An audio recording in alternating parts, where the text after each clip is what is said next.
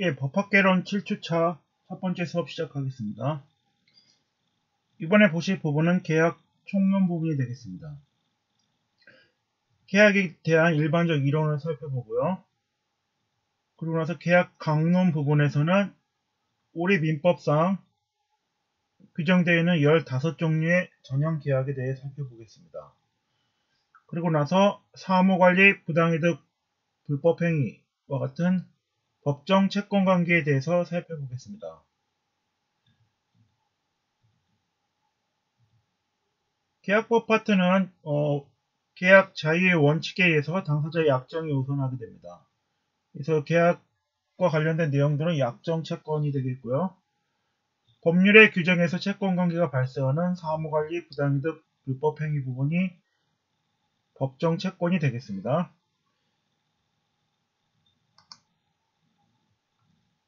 계약 총론 부분 보시면요. 계약 자유의 원칙을 저희가 근대민법상 3대 원칙에서 배웠는데요. 근대민법의 3대 원칙에는 계약 자유의 원칙, 다른 말로 법률행위 자유의 원칙, 사적 자치의 원칙이라고 합니다.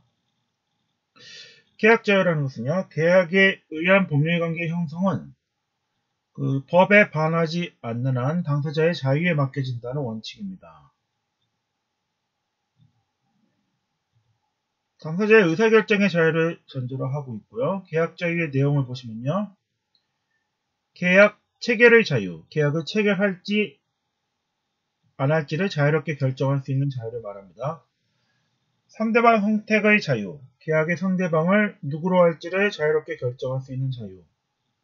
내용 결정의 자유, 계약의 내용을 당사자가 자유로이 정할 수 있는 자유입니다. 방식의 자유, 계약 방식을 자유롭게 당사자가 정할 수 있는 것. 이 네 가지가 계약 자유의 내용이 되겠습니다. 그럼 이런 계약 자유의 경우에도 일정한 한계가 있는데요. 당사자 쌍방이 자유로운 계약 내용을 정한 경우라 하더라도 그 계약 내용이 선량한 풍속, 기타 사회질서에 반하는 경우에는 103조에 반해서 무효가 됩니다. 예를 들어 도박자금을 빌려주기로 하는 계약, 마약을 거래하는 계약 같은 것은 선량한 풍속, 기타 사회질서에 반하여 당사자가 계약을 처결한 경우라 하더라도 그 계약은 절대적으로 무효가 됩니다.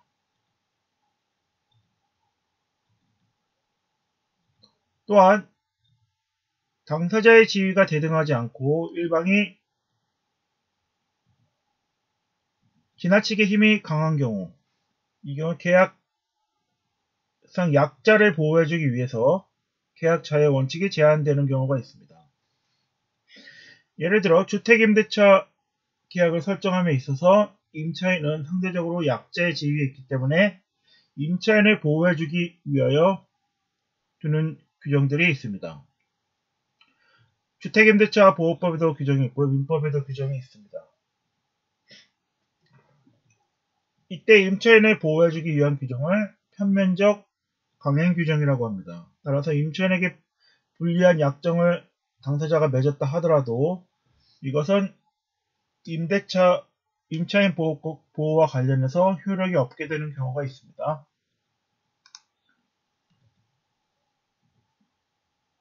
계약의 종류를 보시면요. 쌍무계약과 편무계약이 있습니다. 쌍무계약이라 함은 계약 당사자 쌍방이 서로 대가적 의미를 갖는 채무를 부담하는 계약을 말합니다. 대표적인 것이 이제 매매계약이 되겠습니다.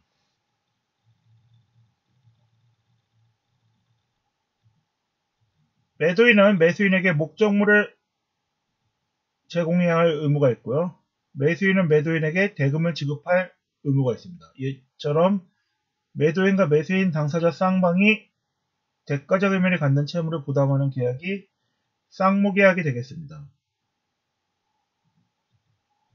편무계약이라 함은 계약 당사자 중 일방만이 대가적 의미를 갖는 채무를 부담하고 상대방은 그러한 대가적 의미를 갖는 채무를 부담하지 않는 계약을 말합니다. 대표적인 편무계약은 징여계약이 되겠습니다. 증여자는 수증자에게 증여물을 제공해야 할 의무가 있고요. 수증자는 증여자에 대해서 대가적 의미를 갖는 채무를 부담하지는 않습니다.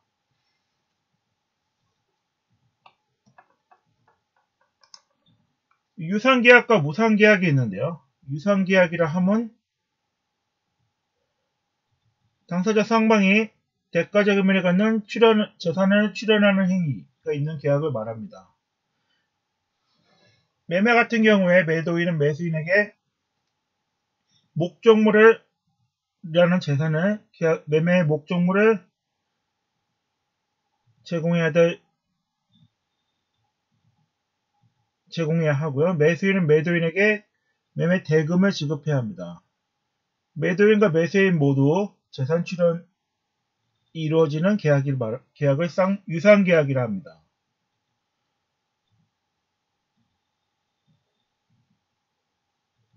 무상계약이라 함은 계약 당사자가 대가적인 재산 출연을 하지 않는 계약을 말합니다.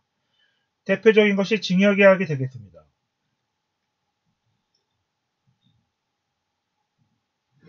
그래서 증여계약 같은 경우는 무상상무계약이 되겠습니다. 무상편무계약이 되겠습니다. 그리고 매매계약은 유상쌍무계약이 되겠습니다.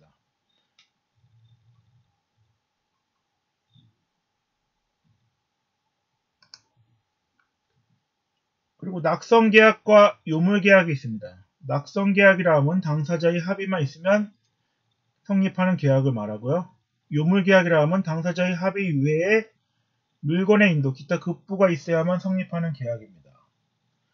대부분의 전형계약은 민법상 전형계약은 낙성계약이 되겠습니다. 증여계약, 매매계약 다 낙성계약이고요. 요물계약으로 보는 것이 현상광고 같은 경우는 요물계약으로 보는 경우도 있고요. 계약금 계약 같은 경우는 계약금을 반드시 지급해야 하는 요물계약입니다. 그리고 요식계약과 불요식계약이 있는데요. 요식계약이라 하면 일정한 방식을 요하는 계약이고요. 불요식계약이라 하면 특정한 방식이 없다 하더라도 성립할 수 있는 계약을 말합니다. 또 증여계약 같은 경우는 무상, 편무, 낙성, 불요식 계약이 되고요. 매매계약 같은 경우는 유상, 쌍무, 낙성, 불요식 계약이 되겠습니다.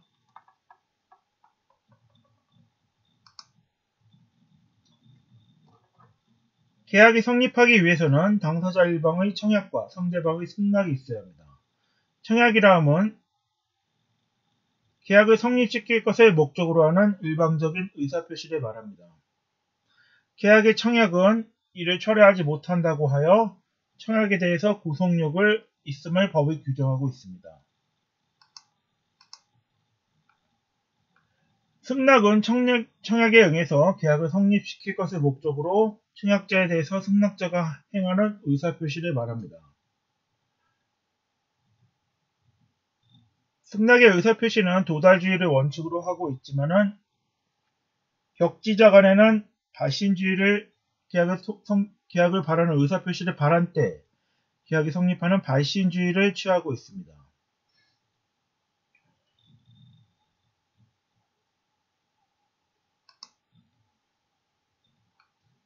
이 외에도 의사실현에 의한 계약 성립이라는 것이 있는데요.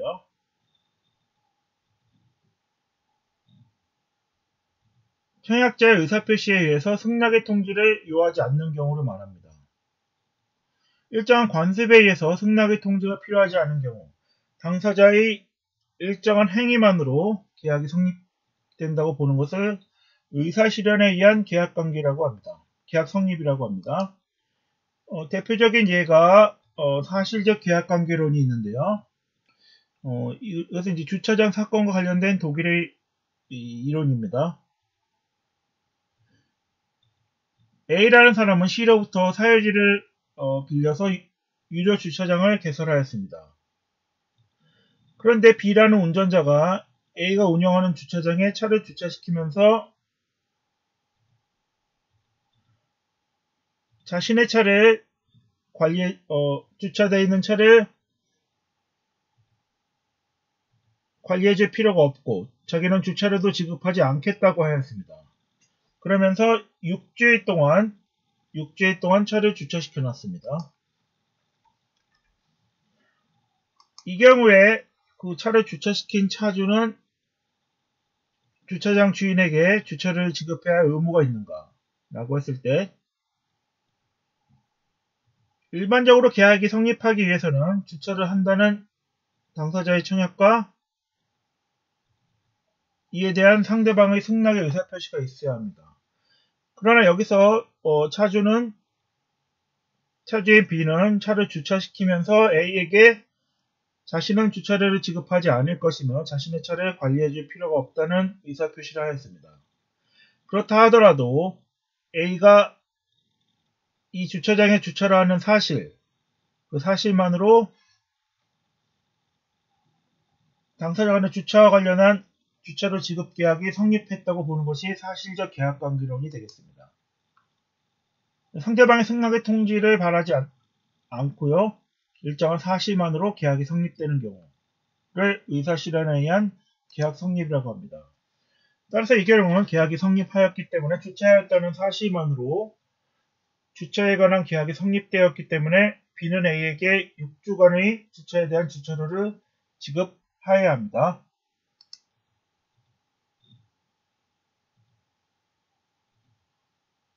교체 청약에 의한 계약 성립은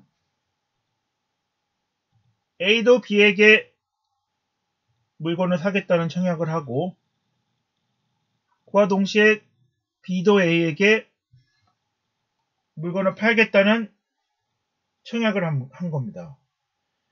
그러면 이 경우에 양 당사자가 청약만 있고 승낙의 의사표시가 없었는데요. 실질적으로 당사자 간의 합의가 있었다고 보아서 계약의 성립을 인정하는 경우를 말합니다. 양 청약이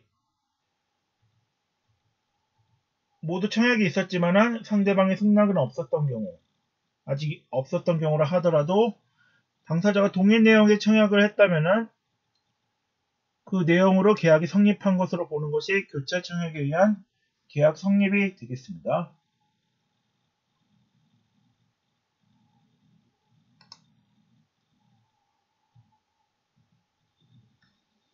민법 535조에 보면요. 계약 체결상의 과실 책임이 있습니다. 계약 체결상의 과실 책임은 계약을 시킬 당시에 계약 성립 당시에 이미 목적물이 존재하지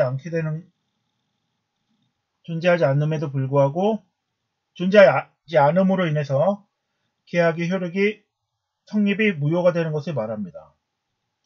예를 들어 A는 자신의 집이 전날 밤 불타버린 사실을 알면서 이러한 사실을 모르는 B에게 집을 파는 매매계약을 체결한 경우를 말합니다. 매매계약을 체결할 당시에 이미 목적물은 존재하지 않고 있습니다. 따라서 이것은 계약 성립 당시부터 계약 이행이 불능한 원시적 불능이 되겠습니다. 이러한 것을 계약 체결상의 과실 책임이라고 하겠습니다.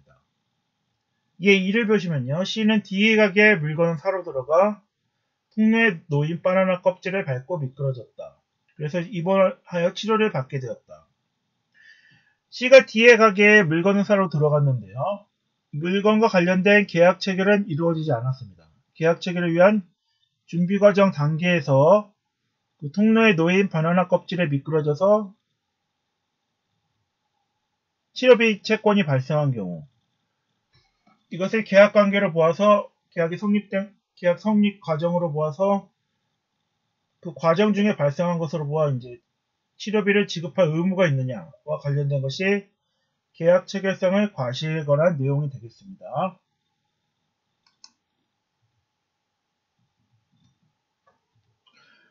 그 양 당사자가 대가적 의미를 갖는 채무를 부담하는 쌍무계약에 있어서 양 당사자가 동시에 이행해야 할 의무가 있는 경우 당사자 1방이 상대방의 이행을 청구할 경우 다른 상대방은 이행의 제공을 받을 때까지 자기 채무의 이행을 거절할 수 있는 권리를 동시 이행의 항변권이라고 합니다.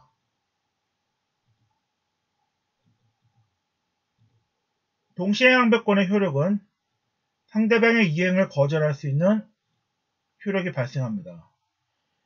이와 관련해서 동시행완벽권이 존재하게 되면 보수적 효과로서 이행 지체의 효력이 발생하지 않습니다. 상대방이 자기의 이행 제공을 할 때까지는 자신도 이행을 제공을 거절할 수 있으며 이로 인해서 변제기가 경과한 이유라 하더라도 자신의 채무에 대해서 이행 지체 효력은 발생하지 않고 계속 동시행 관계가 유지되게 됩니다.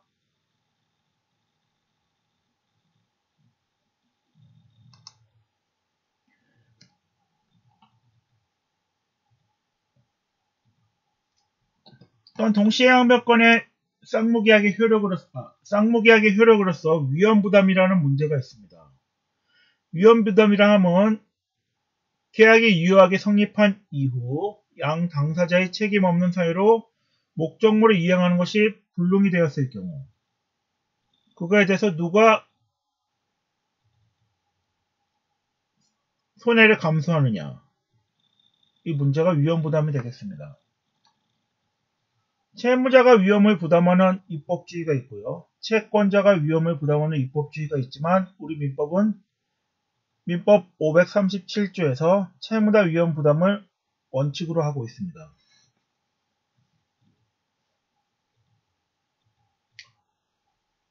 갑과 을이 갑의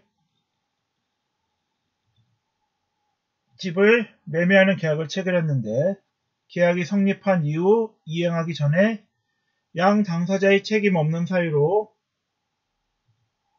예를 들어 지진이 일어나서 집이 폭삭 주저앉았습니다. 그럴 경우에 그 집을 이행기에 이행하는 것이 불능이 되었죠. 근데 이 경우 당사자 모두의 책임이 없습니다. 그럴 경우에 누가 이로 인한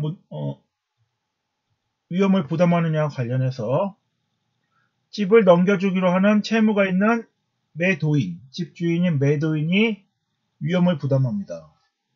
따라서 매도인은 매수인에게 매매 대금을 지급하라고 청구할 수 없습니다. 매수인은 매도인에게 대금을 지급할 의무가 없게 되고 매도인은 매수인에게 대금을 지급하라고 청구할 수 없습니다. 따라서 매매 대금과 관련된 위험은 매도인인 집주인이 부담하게 됩니다. 매도인은 집을 넘겨줘야 할 채무가 있는 사람이기 때문에 채무자인 매도인이 위험을 부담하게 된다는 것이 위험부담에 관한 채무자 위험부담 원칙이 되겠습니다. 그러나 이행기에 매도인인 집주인이 집을 이행하려고 하였음에도 매수인이 그것을 받지 않고 있어서 채권자 지체가 발생하다가 지진이 일어나서 집을 이행하는 것이 불가능하게 된 경우 이 경우에는 채권자의 매수인에게 귀책 사유가 있기 때문에 채권자 지체 중에 발생한 그런 이행 불능의 문제의 경우에는 위험을 채권자가 부담하게 됩니다. 이 경우에는 매도인인 채무자가 채권자에게 매수인에게 매매대금의 지급을 청구할 수 있습니다. 그 경우에는 매수인은 매도인에게 집을 받지 못한다 하더라도 매매대금을 지급해야 합니다. 왜냐하면 그 채권자의 귀책사유로 인해서 귀책사유 도중에 이행불능 문제가 발생하였기 때문에 위험부담이 채권자에게 이전이 됩니다. 이것이 채권자 위험부담에 관한 원칙으로서 538조의 규정이 있습니다.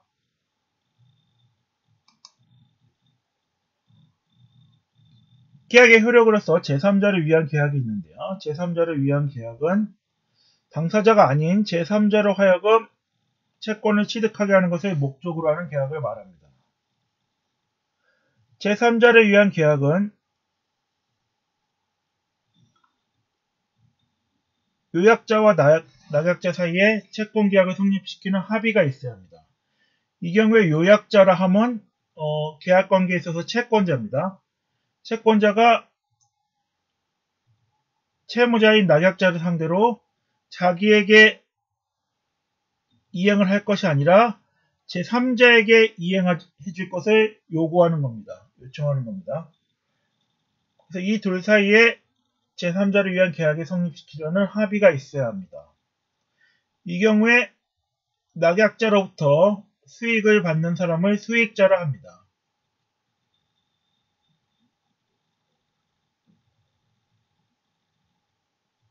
제3자를 위한 계약은 이따 조문을 보시면서 다시 설명드리겠습니다.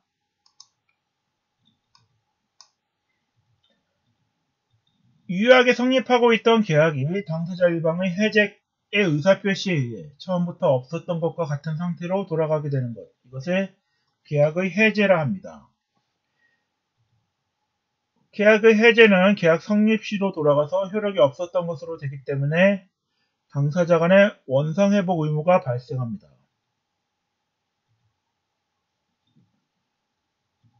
보통 매매와 같은 일시적 계약의 경우에는 계약의 해제라는 표현을 쓰고요. 임대차와 같은 계속적 계약의 경우에는 계약의 해지라는 표현을 씁니다. 계약의 해제의 경우에는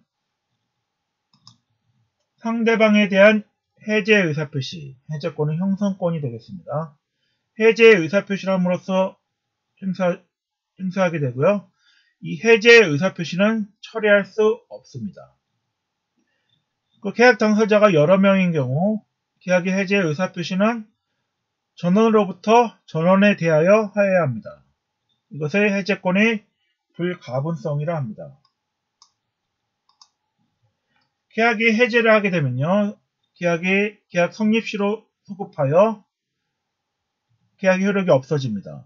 당사자 간에는 원삭 회복 의무가 발생하며 해제 후에도 손해배상 청구가 가능합니다. 해제와 별도로 손해배상 청구가 가능합니다. 원상 회복과 관련하여 당사자 간의 이행할 의무는 동시행 관계에 있습니다.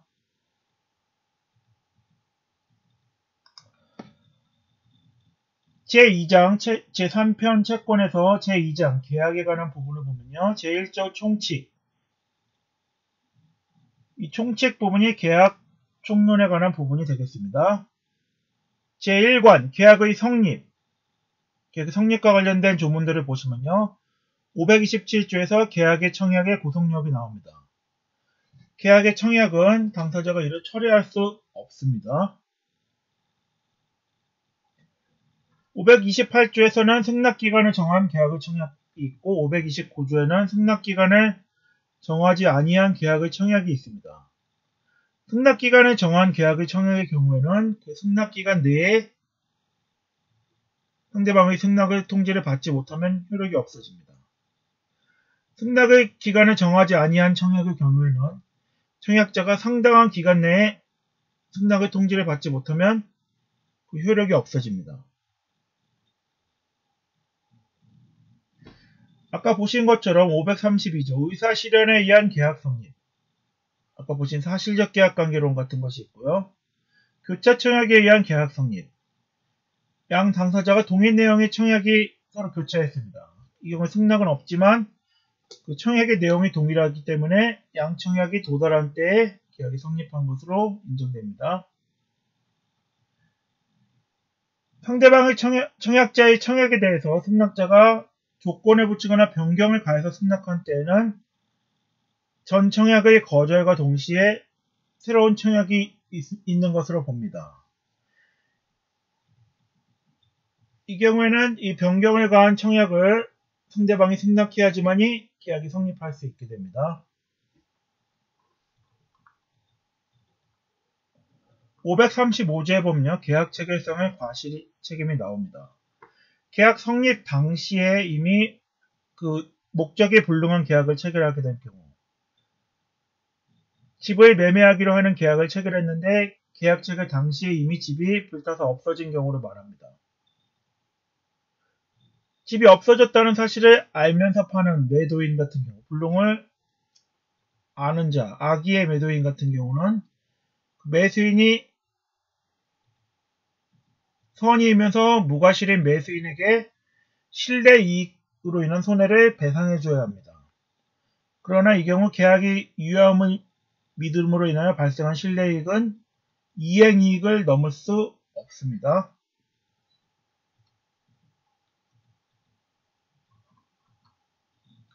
제2관 계약의 효력을 보시면요. 536조 동시행항변권. 상무계약의 당사자 일방은 상대방이 채무이행을 제공할 때까지 자기 채무이행을 거절할 수 있습니다. 537조에 보면요. 계약이 유하게 성립한 이후 당사자 쌍방의 책임 없이 이행 불능이 발생한 경우 그 위험 부담을 채무자가 지도록 하고 있습니다.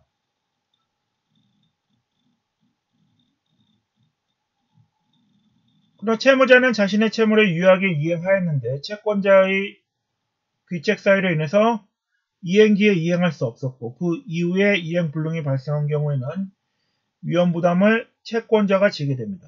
이 경우에 채권자는 채무자에게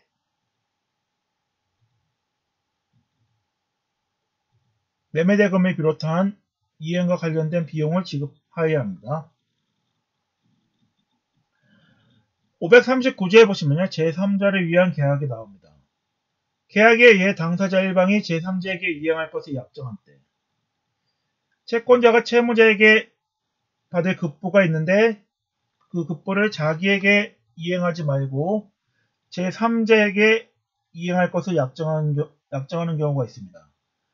이 경우에 제3자에게 이행할 것을 요구하는 채권자를 요약자라 하고 이러한 것을 승낙자인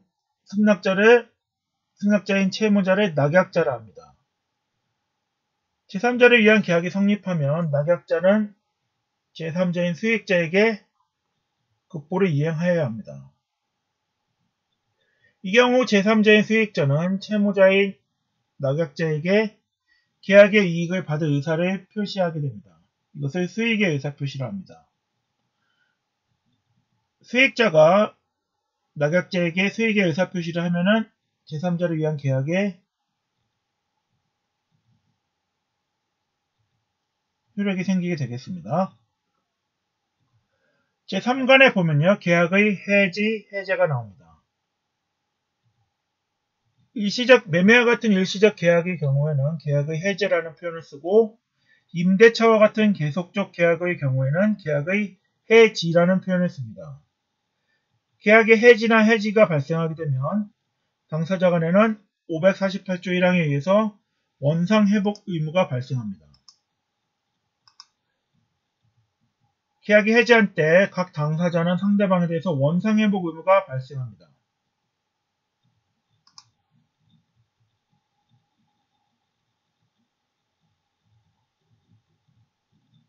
관련 판례를 보시면요.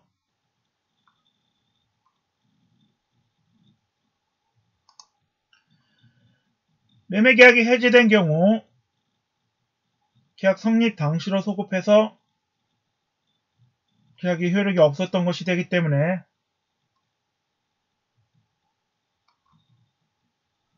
매도인은 반환나 매매대금에 대해서 매매대금을 받은 날로부터 민법이 정한 법정 이자를 가산해서 매수인에게 반환해 줘야 합니다.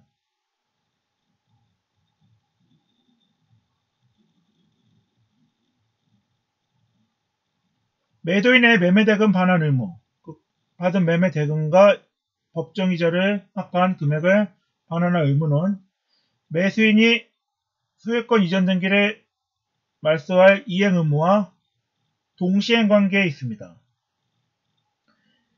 이러한 것과 관계없이 매도인은 매수인에게 법정이자, 받은 매매대금의 법정이자를 더해서 매수인에게 지급할 의무가 있습니다.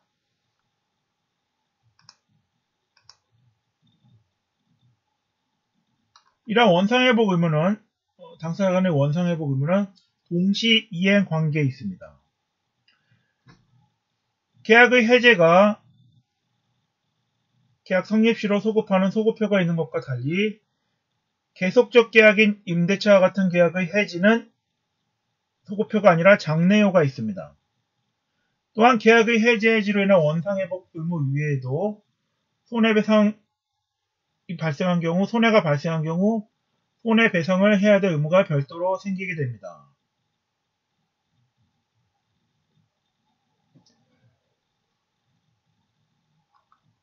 지금까지 보신 것이 계약의 총론 부분이 되겠습니다. 계약 총론이라든가 계약 강론 부분은 나중에 채권 강론 수업에서 자세하게 공부할 것입니다. 이상으로 계약 총론에 관한 설명을 마치겠습니다.